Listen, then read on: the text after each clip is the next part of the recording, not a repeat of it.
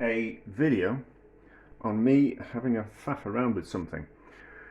So, I've made sauerkraut before, so fermented cabbage, and then I've been faffing around with naturally fermenting things recently. So I fermented some melon skins and some pineapple skins, and it turned fizzy, and then it turned into alcohol, and then it turns into vinegar.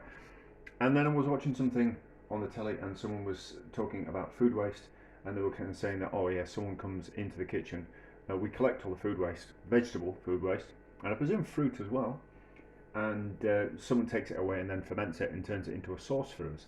And I was like, that's kind of quite interesting, isn't it? That we could ferment a load of food waste and turn it into a sauce, which essentially is what Worcestershire sauce is, and soy sauce. They are fermented sauces made from different things. Worcestershire sauce, primarily fish, anchovies, I think, and whereas soy sauce, soybeans.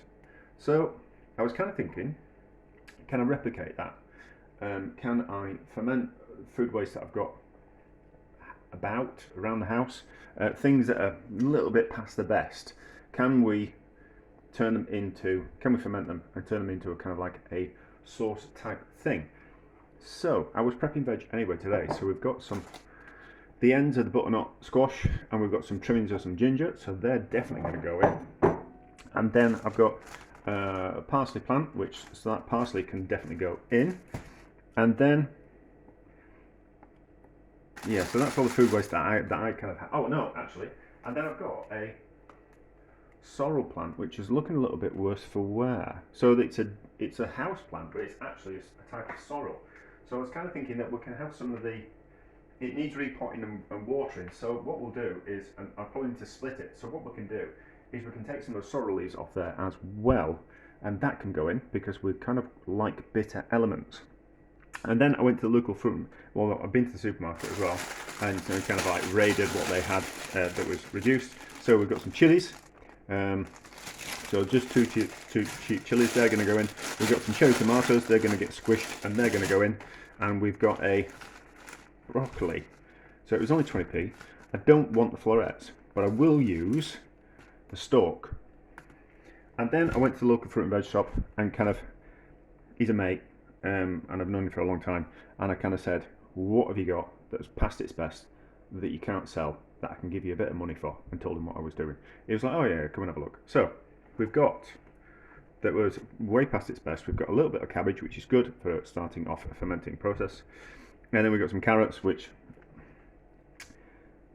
they just need peeling, but we'll be able to use the inside of those, so that'll be fine. And then I bought 2 more carrots, but what we'll do is we'll use the peel from the outside of those 2, just whip the top and bottom off, and then we'll grate that. And then there was some parsnips, so a little bit of sweetness, so we'll peel those, but they're a bit rubbery, so really wrong time of year for parsnips. So they were the part of the cheap stuff, and then some tomatoes, which had just been a bit bruised, to say the least. So we'll cut off the bruised bits and the slightly mouldy growing bits, and we'll squish those and put those in the bottom. And then I bought another cabbage, some spring onions, and a couple of red peppers. So what I think I'll do is, it's going to be difficult. Maybe I should just prep the veg and kind of show you what I'll do. Well, no. What you do to start off a sauerkraut is you shred the cabbage, add 2% of the weight of the cabbage, of salt to the cabbage, and squish it around in your hands until the juice starts kind of coming out of it. So that's going to be kind of quite difficult with some of the things here. So that's not going to be particularly easy with that. I don't really want to get chilly on my hands. The spring onions, I don't really think that's going to we won't get much moisture out of those. We'll get some moisture out of the carrots, and we might get we will get some moisture out of the peppers.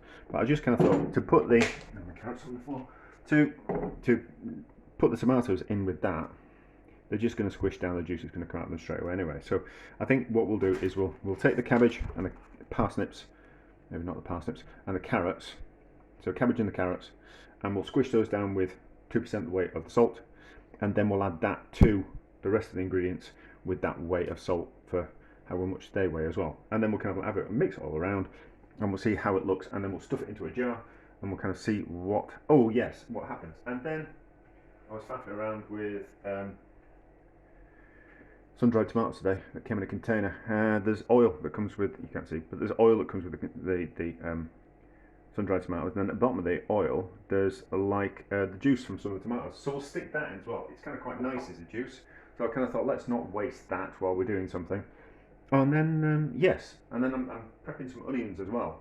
So, oh yeah, I got 2 onions from my mate as well. They're not free. I gave him like £1.50 for all that, the stuff that was going way past its best. So these onions are a bit battered as well, but I need to prep these. But we'll use the stalks from the onions. The stalks from the onions will go there in there as well. And I think that'll be that kind of quite that's it. So I'll do some prep. I'll do some faffing around. And we're back at the stage where we are adding the salt to the cabbage and the carrots, and then what we got, and then we're going to see what we're doing. But as always, I'm just kind of like faffing away and feeling my way through something, you know, kind of an idea of what I want to do, and hopefully it'll all work itself out.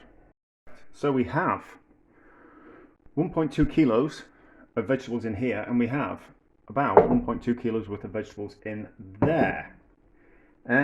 So 1.5 kilos worth of vegetables needs 30 grams worth of salt. I'm using rock salt, but I've just put it through the spice grinder just to break it down. I didn't want to use free running salt because there's other chemicals in it, whereas this is just pure rock salt. So mix that together, and then I was kind of thinking, I don't really want to have to, it's getting a bit late and I've had a long day. Well, have I had a long day?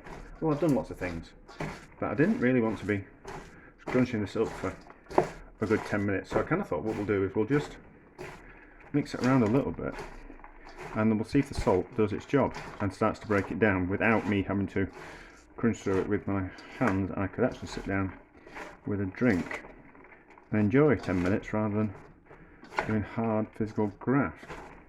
And then the only problem is we need a bigger bowl. It's alright, I can use I'm going to have to use the pan anyway, so I might just leave that to steep. And then we need 30 grams in here. So let's just measure out 30 grams worth of salt. Oh, I was going to put some pepper in as well. Probably a little bit more salt than we actually need. So that's 30 grams worth of salt. And then clean off my hand. And then we'll put some pepper in as well. I'm sure we can put pepper in. Yeah, we can put spices in. What is it the Scandinavians put in? Is it not cumin seeds? I forget. But you can put coriander seeds in, so I thought, well, obviously we can put in pepper, can't we? So we'll put some pepper in as well. Make it nice and spicy. So pepper in that one as well. And then we'll mix that one around, and then we'll get the juice kind of coming out, and then we'll kind of squeeze it all together. I might just leave it overnight actually in the fridge. I don't think I'm going to be bothered doing it today. It's only a bit of an experiment, isn't it? I'm going to need more pepper. So that needs to go in a pan because it'd be easy to mix in a pan. Stainless steel, obviously. We don't want to put it in a what am I call it pan doing? Aluminium pan, because any kind of acidity or alkaline in the vegetables will start to attack the aluminium. That smells pretty good, does that? So let's crunch that around. Yeah, I think that's what we'll do. We'll put the lid on that. We'll leave it overnight in the fridge. Crunch that around. See, the juice of the tomato is coming out kind of quite easy, which will give the wrong impression that it's ready to be jammed into the jar. But anyway, so that's mixed around. We'll add some more pepper, and then we'll just leave them overnight to steep and draw out that moisture. And that's giving me another thought. But anyway, so I can't be bothered doing any more of that, so I'm going to let it steep overnight. I'm going to add some more pepper. I'm going to clean up, wash up, cover these, put them in the fridge overnight, and see what they'll look like tomorrow. I think that's what we'll do. I think we'll be lazy for a change instead of making a job for myself. On this overnight, I've just taken it out of the fridge for a couple of hours just to get back to room temperature, because I don't really want to kind of be squishing things that are cold, because I'm soft. So we can see that liquid has come out of that, so that's not going to take too much mashing together to kind of get it broken down a bit, so it starts to ferment. So that's that, and then we squish this one around a bit as well. So lots of liquids come out of that. That's mostly from the tomato, but similar kind of process. So we'll give each of those a squish for 5 minutes, I think, and then we'll combine them, and then we'll pack them into into a container. Let's just give a quick taste. Oh, that's got chili in it. It smells good.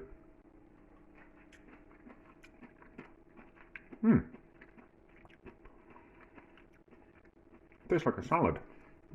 Tastes like a salad. That's interesting. That's probably something worth. Nearly touched my eye with that chili. That's probably worth something kind of investigating sometime in the future. Maybe. Anyway, so we're back when we're squished around for 5 minutes. So I have squished down and pushed into the jars. I've really kind of like pushed in with my fist. So therefore important to have jars that you can actually get your hands in. You know what I mean? My hands aren't that big, but you know what I mean? Just easier. I think, obviously I've got these kind of big jars through the catering and kind of like picking them up over the years. What would I advise? I would advise going to somewhere and buying a vase. So you can buy those cheap, like in the pound shops. Well, they're not really pound shops anymore, are they? But in the cheap shops, you can buy like glass jars, like glass vases, and that's what I'd buy if I was making this at home and I didn't have some big jars. I would buy a vase instead. So just put a bit of cling film on the top of that one. So pressed it all down. There's lots of juice at the top, as you can kind of quite see in that one. This is the juice from those tomatoes. So how does it taste first? I'm not going to put it in both. I'm just going to put it in one, and then if there's anything wrong with it, like it turns it off, I've only affected one jar rather than two. Tastes nice, doesn't it? So that can go in there, like that. And then I've kept a little bit of the vegetables just to taste out of curiosity. So you can see how much juice comes out of them there, because there's lots of juice there.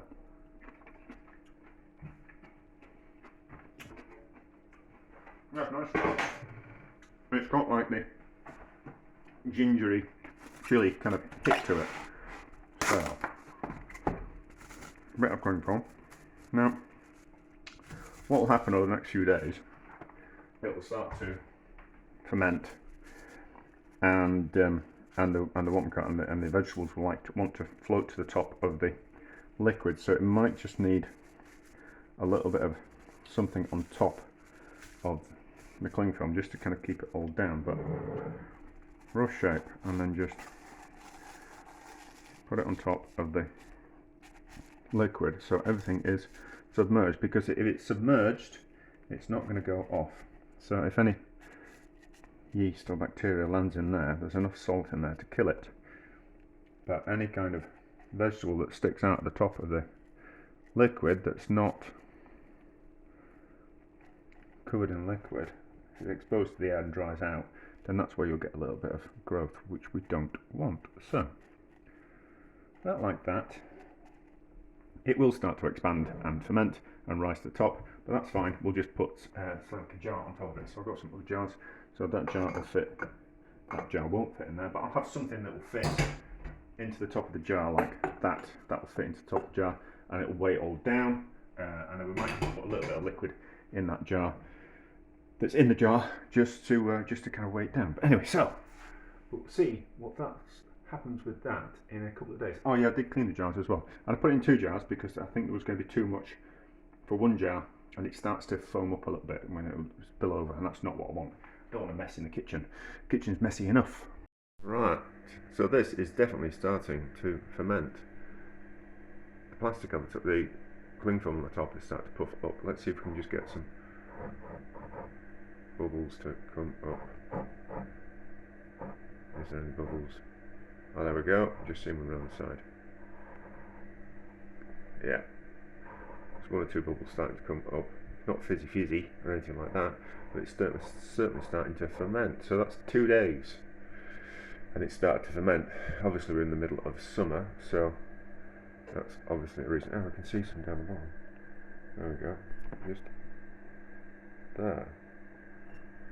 See a little bit of movement. So we just need to put something on top just to keep that plastic down and everything submerged. So I've just put in a bottle in, just because it fits around the neck of that, and then we'll leave it open to the air. Some people put lids on and burp them.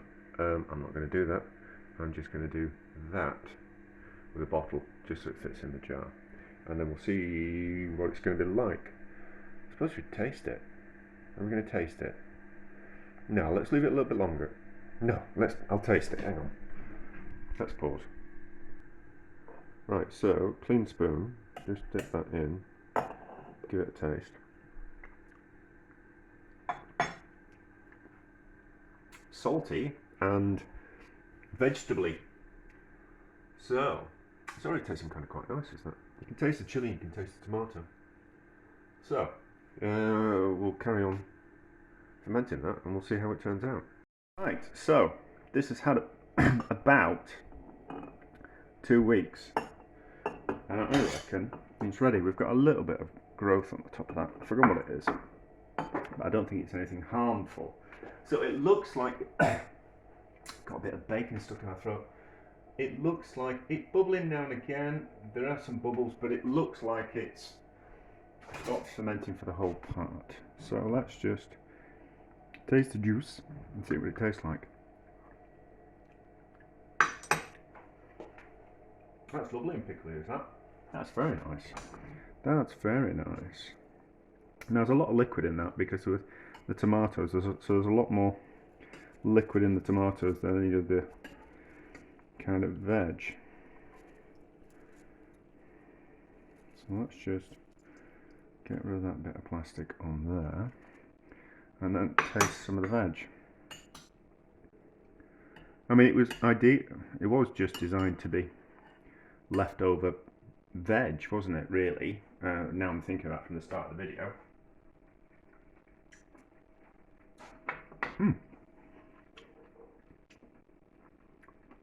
That's not really soft and spicy and gingery. That's particularly good, is that? That's particularly good. Right, so let's just do a bit of investigation with this one, which was the fork that I used. Let's not use either, since I can't remember which one I licked. Let's just pull the top away from this one. Let's get rid of those out of the way, and then we can utilize that plate just to get rid of any of this that's on the top. I'm sure it's harmless. I'm sure I read that it's harmless. It smells okay. Let's just get rid of that on the outside. Although, if it is poisonous and it'll kill me, there won't be this video, will they? So, my death will be a mystery. So, let's just taste this one. See what this tastes like. It actually was the one that I put that juice in from the sun-dried tomatoes. No, that tastes fine, does that? That tastes fine. So, what am I going to do with this?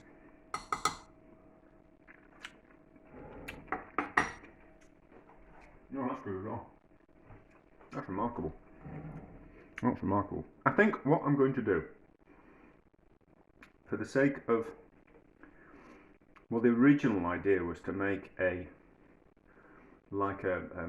sauce, wasn't it, to kind of add to things, which I'd seen on the deli.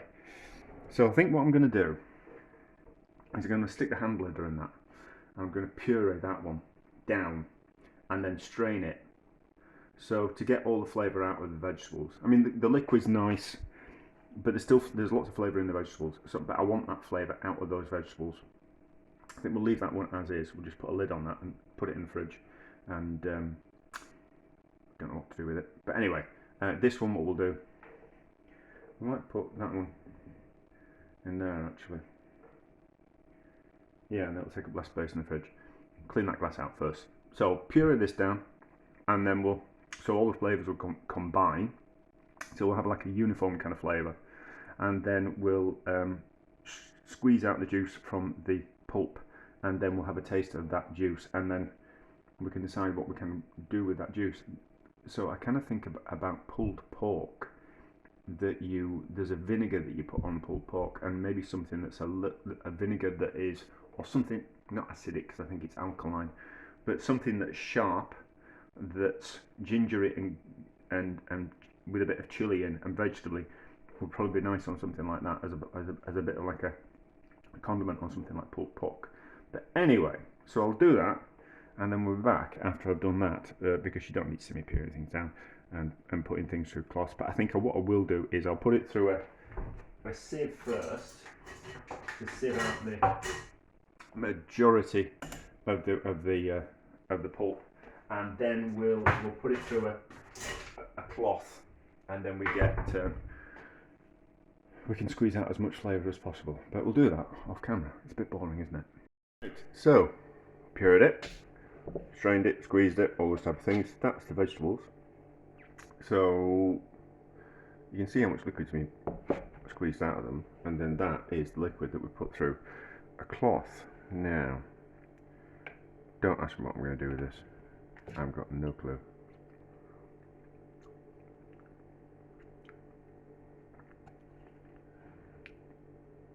It's interesting. I don't know what I'm going to do with it though. It's nice.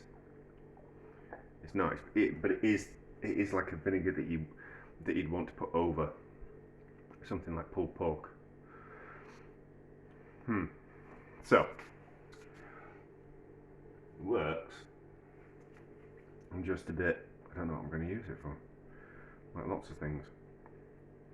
So, like lots of my projects, it will probably just get put in a bottle and put in the cupboard and forgot about, and then used up somewhere down the line. But it's like a fermented juice. A fermented juice. But I don't think we could pickle anything in it.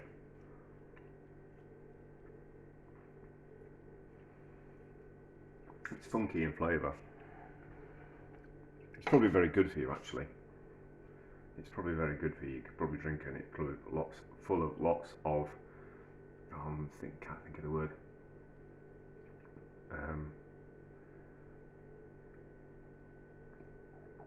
No, the words escape me. But anyway,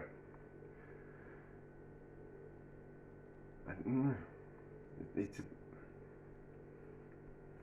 nice, but I don't know what to use it for. So therefore, it's a bit of a. I don't know if that's a success or not. But anyway, maybe by the time this video's come out, I'll have decided there's something that I can do with this. But we can certainly do. No, all right, okay. I can get a success out of this. But we can take. But it goes to show we can take food waste, and we can ferment it into something else. We can turn it into something else. We can turn it into like a fermented juice. Probiotic. There we go. So we've essentially made like a probiotic drink. Really, it may be a little bit salty, but you can water that down and drink it as a probiotic drink. So essentially, what is a kombucha? I don't know. I don't know what the definition of kombucha is, but essentially we've taken food waste and made a probiotic drink. But there we go. So that's a success, isn't it? Although I've got no clue what I'm going to do with it, and I don't know if I'm going to drink it because I've got enough probiotics in my diet anyway. Although, have you ever got enough probiotics in your diet?